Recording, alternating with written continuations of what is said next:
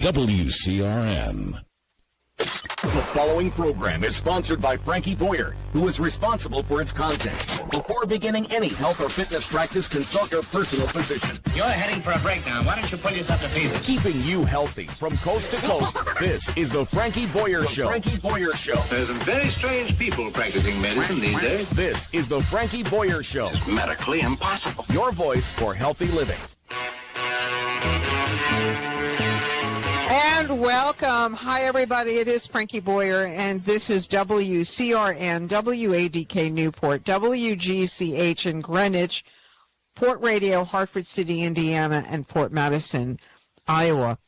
Joining us today is Dr. Scott Guerin, who has been searching and unraveling the mysteries of God, universe, and source for a very long time. His new book is out. It is called Looking for Angels, A Guide to Understanding and Connecting with Angels. And you co-wrote this book with an intuitive as well, Nicole Bigley. Yes. Nicole Bigley, she has a podcast, A Psychic Story, which is where I first learned about her. Tell me, first of all, I welcome to the program.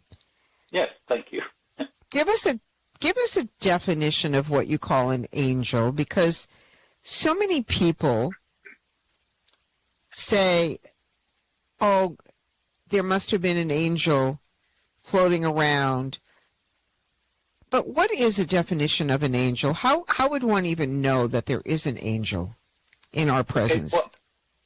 Great question, and a lot of information out there on it. So you can look at it in a few different ways. If you look at and this is what I cover in the book, the first several chapters, I take a picture, I paint a picture of what angels are depicted as in the ancient religions, Judeo-Christian, Hinduism, Buddhism, and Islam.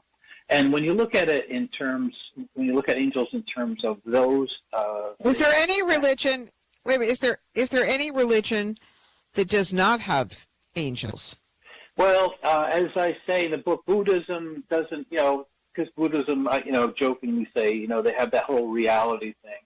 Like we're looking at the world and it's it's an illusion type of thing. But the closest thing to an angel in Buddhism is the Bodhisattva, which are beings and spirits and people who are looking to be enlightened and put aside their own path to help others. But there's about 4,200 organized religions in the world, and you can find all kinds of variations on that. Many of them don't have angels or spirits, or many of them do. Some of them are dark energies and such. So when we look at angels in the positive side, which is what we decided to focus on in this book, not look into the dark realms, the demons and those types of things, which are, they're certainly real, but we wanted to center on the good guys who are ultimately going to,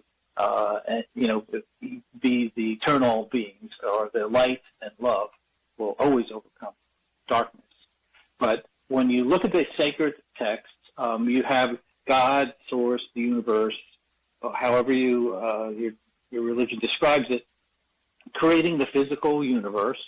And then there's some controversy about when, but all the religions agree that angels were created separately from the physical universe and from us, to be honest. We, humans, are a part of God. We're divine beings, so we're eternal beings. But angels were created at a certain point in time. They never were incarnated, so they don't have that experience. But when you start digging into the ancient text, you have the different levels of angels. Like we all know, the guardian angels and archangels and the thrones and principalities, and the cherubim and seraphim. And you can all look into that and get definitions about them. And they're pretty consistent across certainly Judeo-Christian and Islam. But then you have other spirits that people tend to misidentify as angels. Just because it's a spirit doesn't always mean it's an angel. So I say the joke is like you hear a bump in the night, you go downstairs, and there's some sort of a being form in your living room. What is it? Is it an angel? Is it a ghost? Is it a past loved one? Is it an extraterrestrial? Or is it because you had too much tequila the night before? So you have a lot of different variations on a spiritual being. And so, and those are the categories. So you have the angelic realm created, all kind of hardwired in a sense to God, source, love, universe. And then you have spirits, which are loved ones who pass on out of this physical realm and to, we could say, the other side, but it's really another dimension. And they can come in and out of our dimension. In terms of dimension, the third dimension is where we live now, the physical world. And angels can come in and out of that. That's why we have all the stories of angels appearing, certainly in religious texts, but also the thousands of stories of, angels appearing and helping some people, in human form, the proverbial tow truck on the snow. Okay, go ahead. Sorry, I'm rambling on. No, I want to, how does a psychologist unravel his own life to find where you are in this moment? What was it about this work and the angels that led you down this path? Yeah, so it started all when I was young, like when I was like 13 years old, raised in a Lutheran church. I couldn't really find an answer there. Actually, I asked my pastor once, we were supposed to record sermons for our confirmation class, and hand them in on the second year. But I started doing that the first year just because I was so zeroed in on the sermons. That's all I cared about. And then I found that he was repeating some of that on the second year when I had to hand it in. And I asked him, I was a kid, I was kind of shaky, like, Pastor, like, I noticed that you repeated a sermon from one year to the other. And he just put his hand on my shoulder and said, Scott, this is a tough job. And so that cracked my world. Like, okay, my main line, to God, in what I knew, was treated this as a job. He was a human. It was like, the man behind the curtain in the Wizard of Oz. Like, oh, gee. So that's kind of started my journey. And then I went through a couple different organized Christian Protestant religions. And then after 25, 30 years of that, my life still fell apart. Even though I was an elder, I was doing all the things, I was a righteous person in my eyes, my life fell apart. There was divorce, there was financial ruin, there was anger everywhere. And I was praying my heart out to the God that I knew, and I got nothing. So that's when I took about a 6 or 8 month break in my search, but still, I wanted to find out, about God, and so in spirituality and how to intersect. That's when I dove full force into psychology and looking at human development, but also with a focus on spiritual development.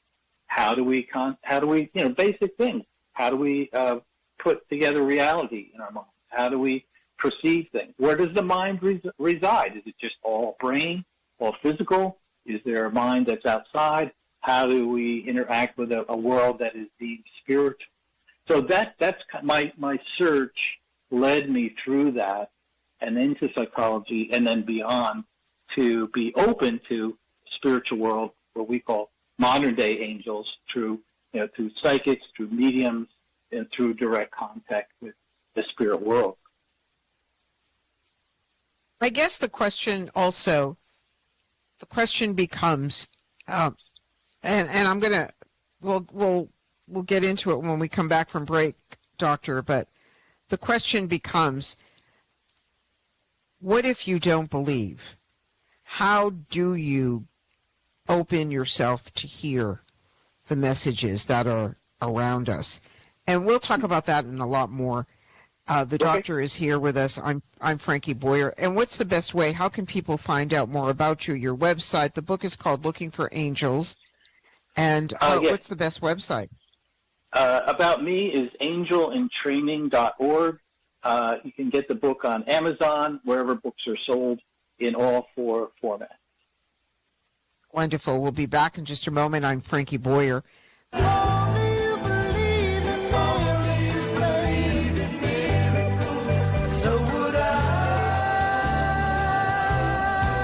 You're listening to The Frankie Boyer Show. Once again, here's your host, Frankie Boyer. And welcome back. He is a professor. He has his doctorate in psychology. He focuses on human and spiritual development, and he is an acclaimed author. And we are so thrilled that he's with us today. His name is Dr. Scott Guerin. And Doctor, welcome back. Your website, go ahead, is? Yes, it's angelintraining.org. Angel in Training. Angelsintraining.org or angel? No, angel, singular, angelintraining.org. You can have access to this book and my other books and also resources. And I offer a service on spiritual coaching that I'm just starting out to see how nice. people will Okay, receive that. Perfect. So let's go back to, how do we know if we have an angel around us? Well, the thing is, how do we know anything? That's kind of a part of my journey into psychology and figuring this whole thing out. How do we know anything? And really, we decide on what we know and hold to be as true. So if we say, okay, I'm going to go with whatever my church says or my religion, then that's what it is. If you want to go beyond that and start listening and looking and learning from other people involved in the spiritual world, then you start learning some things that are different from, organized religion, that have been taught in that for years. So the one thing that's pretty consistent across many of the mediums and psychics that I've worked with over the last year and a half is that we have kind of two access points. One is the guardian angel concept, and that is where we have a dialogue with a guardian angel when we set. Now we have to take a little leap in a way here to say when we plan to come to this earth, we have a plan to learn, experiences set up in general, and we have a guardian angel that we work with, or angels. It could be several, where we give them permission, like, okay, you know my path, you know where I'm going, so you can intervene whenever you want to help me stay on that path. However, there's other levels, like other angels, archangels, that operate on a free will basis. And that's really our planet now is under a free will basis. The good thing is that we can go and do things, without being constrained and have freedom. But the bad thing is that we often forget that we have an incredible spiritual team around us to help us, but they're just waiting for us to ask and intervene. So how do you know? It's that deep inner voice, that deep inner feeling that rings true when you search anything, your religion, through your organized religion, or if you get into other things. So many people have told me that, they didn't really know, but they had a dream, or they saw a light, glowing in a room, or they actually saw a vision of something, and whatever way it is, whether it's a deep internal intuitive knowing, or with an external validation, it's what you decide to hold as true. I was sharing with the doctor that my dear friend passed away, and I would love to make connections. So where do we even begin? Because she would be one of the most open people. This was her world. I was saying to the doctor that, he would have spoken to her on her radio show if she were still living. So how do I tap into her at this point? Well, the first thing is to put it out there, and you don't need a formal prayer. There's no, mechanism to say this and she will appear, or that type of thing. You just put it out there with your heart, and in your mind, just say, please, I'd like to make a connection, or please give me a sign that you hear me, and if you want to go further, make a connection. But you have to first put out the intention, and then you can wait and see. I would suggest, if you want something a little more immediate and specific, to go to someone who is a medium. Now, a medium is a psychic. The umbrella term is psychic. And then the subset of that is a medium. And mediums generally are specialists in the sense of speaking with people who have moved on to the other world, have died, have passed, onto the other dimension, however you want to say it. And then they can see it's a two-way street. The other person also has to know from one year past there is a little bit of effort that needs to be taken from spirits to go back into this realm and contact someone like yourself. So there is a meeting of the minds in a sense that has to take place. But with effort on your part and with a willingness on the part of your loved one, usually through signs first. We hear thousands of stories out there about seeing birds, seeing feathers, seeing a favorite, hearing a favorite radio show, After she passed, I was able to, she came to me right away, the next night or something, in a dream, but she was only like for a fleeting moment. It was just like in and out so fast. Mm-hmm. Now remember, once we leave this physical realm, time goes away, and a moment in time could be, is different, from that perspective. One of our stories, angel stories that came through, was a woman who said she spoke with her grandmother who died 8 years ago, and her grandmother said, "It's just been a moment since I've seen you." So time is a little bit different that way. Yeah. So maybe be a little Very bit different. patient. Yeah, so maybe be a little patient, but keep putting it out there. Keeping her remembrances, maybe things that she liked around you, and ask for signs. And then contact, it takes a little time to vet, mediums to make sure that they're legit and they're good. And you could do that to see if you get any responses that way as well. Sure. I want you to go back and share with us, if you wouldn't mind, and I want you to share with us how difficult a time you were having, and people need to hear this because a lot of people right now seem to be going through some very difficult times. Well, in terms of the time that I had, where I pursued, I was in my early 30s.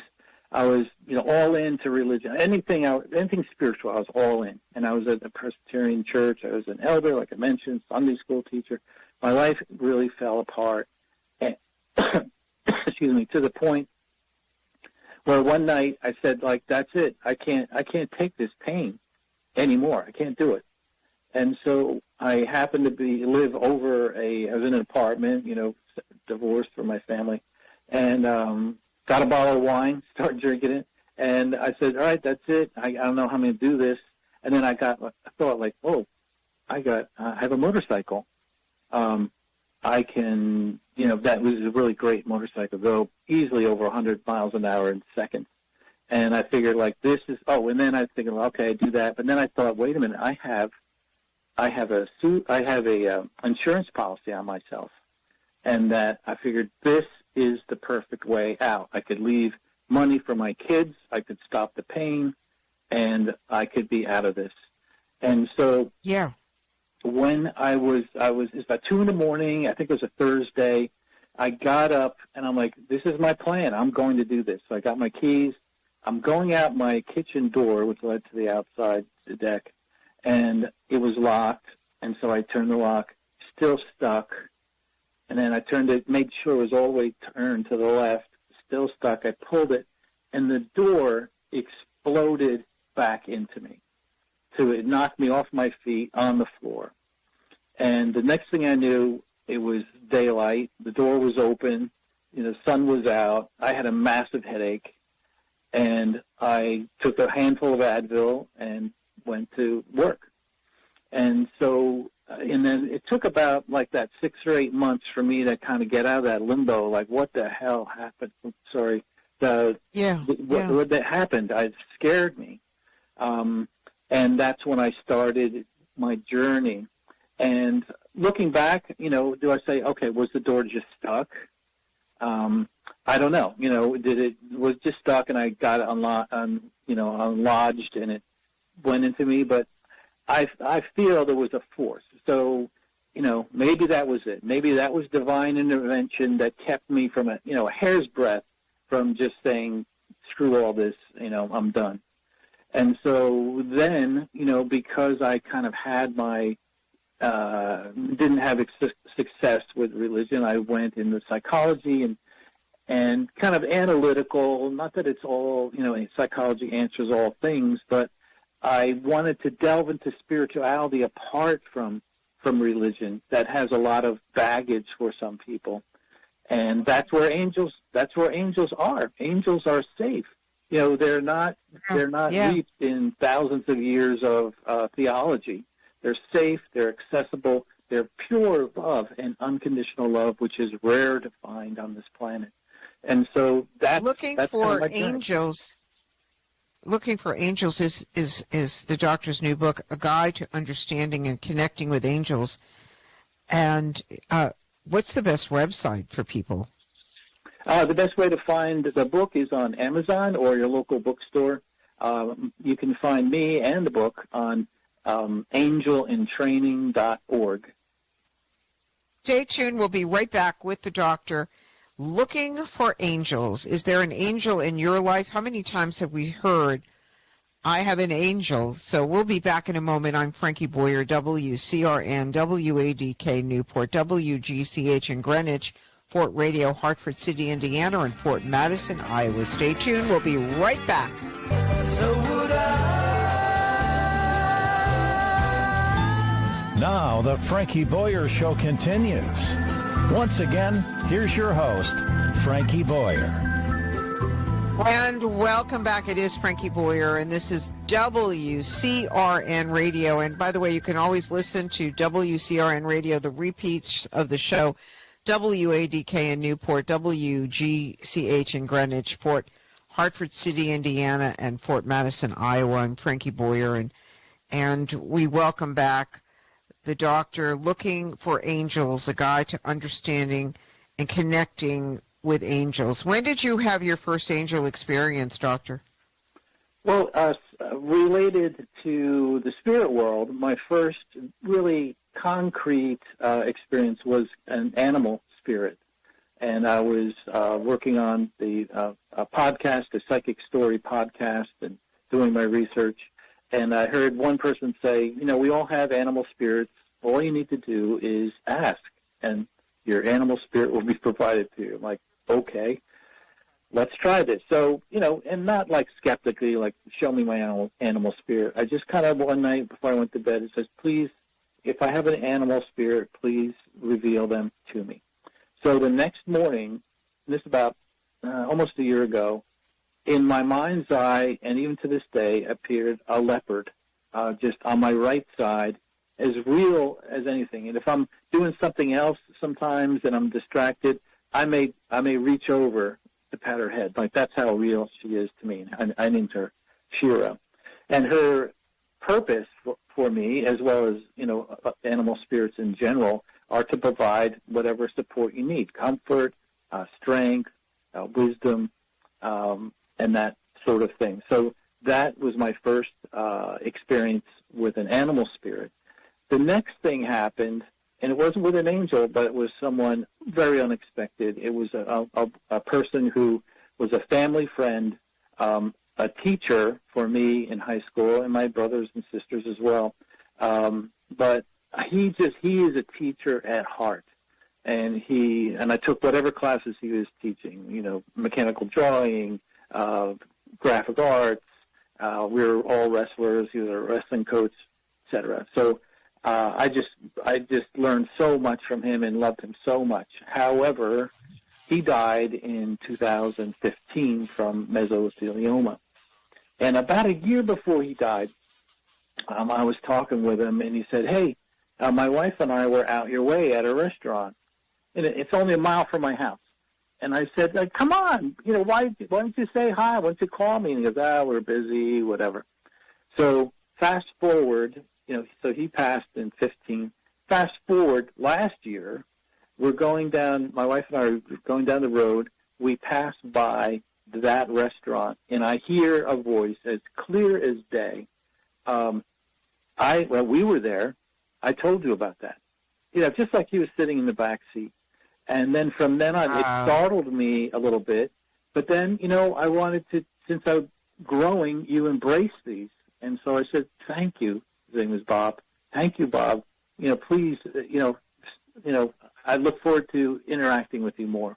And so he is part of, and in the book we talk about a spirit team, which is a number of spiritual beings that are with you. And so he's there all the time, here right now, right behind me on my right side. And so along the lines, then I hear, like, what other, you be open, please show me, other members of my team. And I get this one, when I'm writing especially, I get a poke if I'm distracted. Sometimes I'll get a poke on my right shoulder, like someone's like getting their finger like poking me. And it's kind of like, back to where I was. And I got the sense of an angel, and then a couple other my psychic friends were telling me, like, that's definitely Archangel Gabriel. He's the Archangel of communication.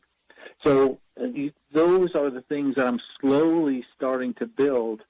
And I encourage other people, just like where I was kind of skeptical and not really knowing, to just open your heart, open your mind, and trust your intuitions, trust what's coming to you, and then you'll start seeing the signs.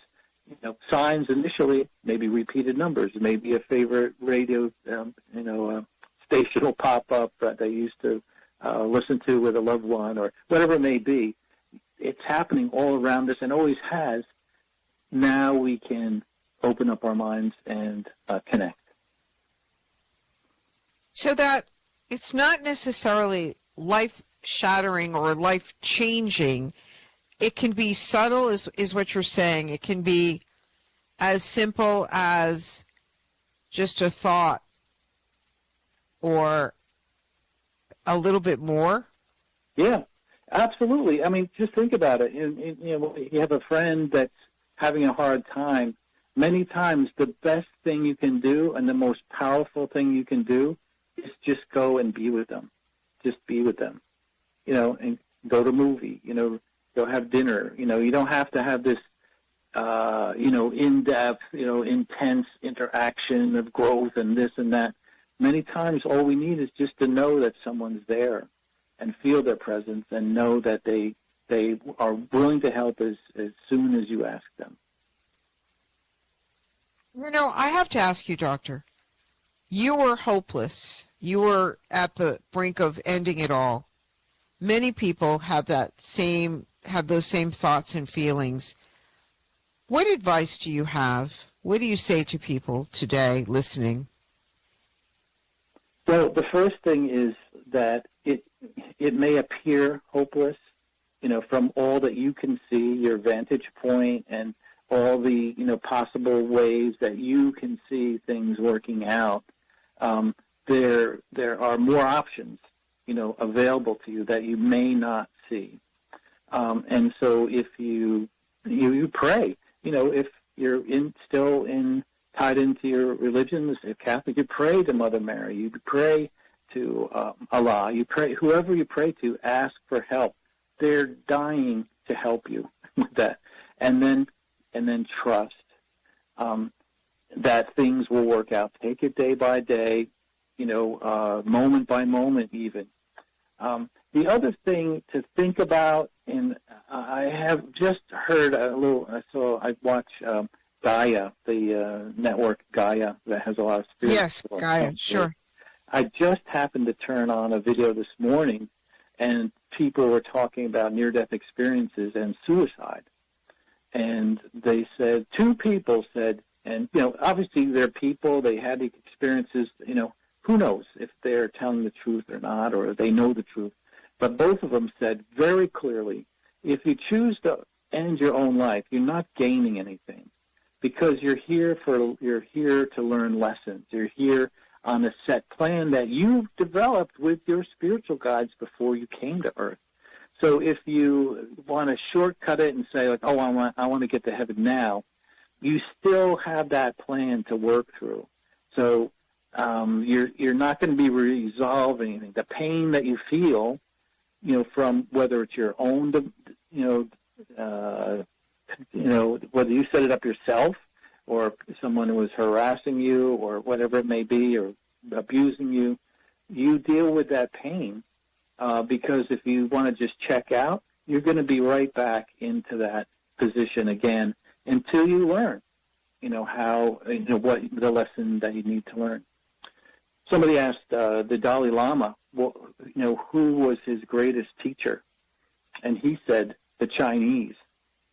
And if you remember, the Chinese went through various parts of the world just murdering and slaughtering the Buddhists along the way, and now to the point where he states that through that was his greatest lesson, is to go through the tough times and go through that with as much help as we can get. We come out the other side much stronger, much more hopeful, and much more able to help others along the way. I love that. I love that. And I think we need more inspiration. We need more time to reflect. And the busyness of life, and I keep saying this, life is messy.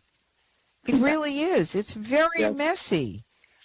And the busyness keeps us so going and going and going, and like chickens without our heads on. I was in the car today and coming back from an errand that I had to do, and there were two cars that were turning the corner, and we were at the light, and one of them was veering into my lane as he was turning the corner, and it was kind of a scary moment because he could have smashed right into me head on. And it takes your breath away. It kind of makes you like, whew, boy, am I grateful that didn't happen. Grateful for that. Yeah. And the two of them were like fighting, and but meanwhile, other people could have been hurt. Everyone could have been hurt. It's a bad intersection right before North Station where TD Garden is, and it's a busy intersection. It could have been disastrous, just absolutely horrible. But I think that sometimes we just, we don't know. This is the thing about life. We don't know what is around the corner. And that's why we kind of procrastinate, and I, the more that I'm living and the older that I'm getting, it makes me even more aware of how important each moment really is, how important this time is. We have one more segment with the doctor. When we come back, can you share more stories with us and give us the best website, please? Okay, it's angelintraining.org, or you can get the book, Looking for Angels, on Amazon or really wherever books are sold. Looking for Angels. And my question to everybody is, who is the angel in your life, living or past? Do you have one? Do you? We'll come back in just a moment. Our remaining moments today, I am Frankie Boyer. This is WCRN, WADK, WGCH in Greenwich, Port Radio, Hartford City in Indiana, and Fort Madison, Iowa. Stay tuned. We'll be right back.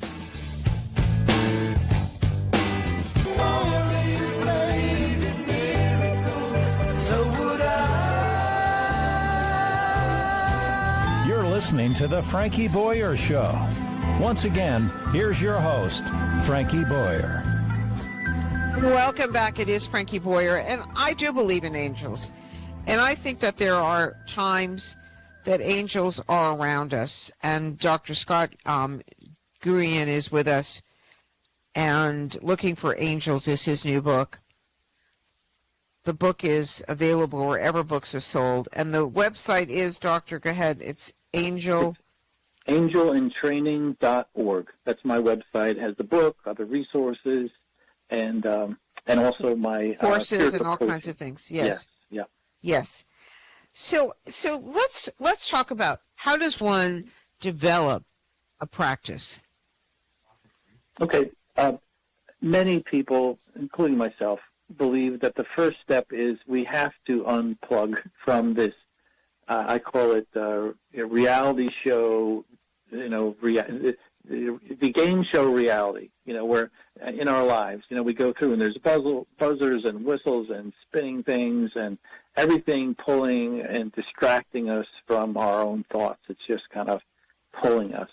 And so the biggest thing is, it's as old as thousands of years old, is meditation. And that is the art of just quieting your mind. I mean, it's a very simple concept to do that. And, and there are practices, and you can look online and go to a bookstore and you see all kinds of ways to do that. And so the biggest thing to do is say, again, with the intention, please help me to learn how to quiet my mind. And then you go about your day, you go looking, and you find out, you read about it, and it could be as simple as going for a walk outside and just noticing, the life around you, the plant life, the insects, whatever it may be, or just experiencing a sunset. Then you could also look at doing something a little more intentional, which would be taking any number of the meditation practices out there. Breathing is the first thing that usually comes to mind, is to just put yourself in a quiet room, quiet place, not while driving, but concentrate on your breath. Yes. Because if you concentrate on your breath, you can't concentrate on anything else. So if you focus in on your breath, in and out, and just do it for a few minutes, you can see that impact. And then you certainly can go into courses and a lot more formalized. There are certain things. There are certain words too that you can. There's the sound of miracles is the sound ara kara, and you can breathe ara. Mm-hmm. You can breathe in ara and let out kara, and that also is just lovely to do that. Mm-hmm. It's very it has a musical feel to it. Yes. Yeah, chants are good. I'm a big fan of music, so I have a lot of meditative music. Singing bowls, if you ever heard about them or seen them, they're bowls where you kind of... Yes, of course, yeah. And those, if you go, our YMCA has them once a month for free. We can go, I go as often as I can. And it's just a great way to get you in an altered state in a way. Not like, crazy, but just in a calm state. Right. And then one time I was talking with a friend like, I need to meditate more. I need to, schedule a time, but then I get busy and this and that. And he said, very, very insightful thing. He said, well, what is it that you want in meditation? And I said, well, I like the quietness. I like the calmness. I even like getting information in from spirit when my mind is quiet and ready. There's music in the background. He said, well, go for that. Go for that. Don't worry about sitting down at 9:30 before your 10 o'clock and trying to squeeze in a meditation state. Just say you want to do it, and wherever it happens to fall in your schedule, do that. I mean, other people are, need and would appreciate that more rigorous and scheduled time, and that's great. But it's not you don't do it wrong. There's no right or wrong way to do it. It's just calming your mind no matter what happens, however you can do that to get to that spot. And a related thing, if you don't mind going a little bit off on this, is that people look at the world and they say, what's happened? The world's in turmoil. There's wars. There's again, it's like, how can this play out? I don't see how this is going to play out. And so in the spiritual community, for a number of years, they've been saying that we are on the verge of a new beginning for humanity. We're going to ascend to a higher level where there is not separation and anger. There's more collectiveness and togetherness, and love will be more rampant. And you say, okay, well, I don't see that happening soon. But you look at some of the things that are happening, like people becoming more interested in spirituality. You have the numbers of people consuming psychic services are going up.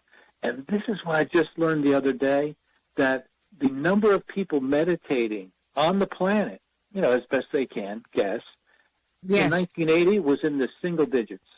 Single digits. Now, as of 2000, the end of 19, 15% of people around the globe are meditating regularly. And so I think, oh, man, this is how this could happen. If you get people meditating, quieting your mind, connecting with love, connecting with Source, that's how the world can change. And I'm kind of excited because I just learned about this, like this morning, actually. Like, this is a way that this could happen. Because otherwise you look on the news and you're like, this isn't happening.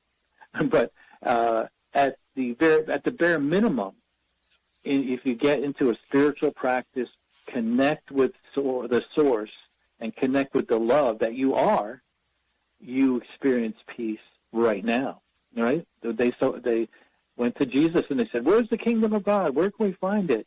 What did he say? He said, the kingdom is within you. And so that's what we have to remember and go back to create a big difference in our world and in our lives. The moment that when you realize that you were not going to be successful in killing yourself that day, and the door blew up in you, and you fell down and woke up in the morning, when were you able to process that and realize that what a blessing that was?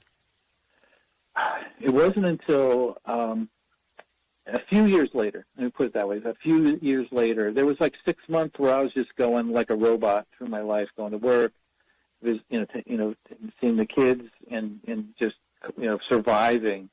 And then it was strange because it was like I was floating in the ocean. When you're over your head, you're floating in the ocean, you're bobbing up and down. And then I had this experience where, your foot hits the ground and at the bottom, and okay, that's it, that's the bottom. And I had that kind of grounding feeling. And I'm like, I don't know what this is. It just seemed, I felt a whole lot better. And then that's when I said, all right, I'm going to find my connection with Spirit through a different method. I'm going to go, in a sense, look at and investigate to see if spirituality exists outside of religion. And that was my main goal for the next 5 years, all through my graduate work.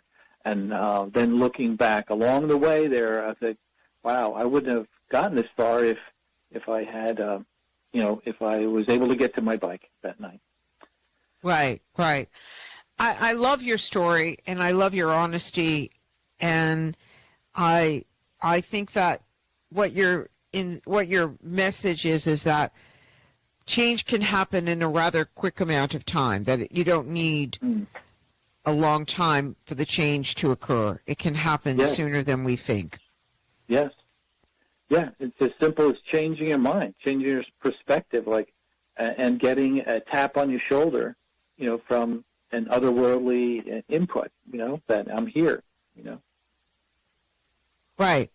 And that can take form, any form. And what you're saying to us is you want us to become more focused, be quiet, and be able to see and hear what those signs might be, because when the busyness takes over, we don't have an opportunity to see and feel.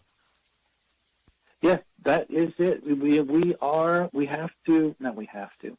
A next stage in our lives and our growth as a collective or as an individual is to remember, meaning that we once knew this, that we were part of love, we were part of Source, and we are having this temporary physical existence for a moment, and then we'll get it, when we transition on.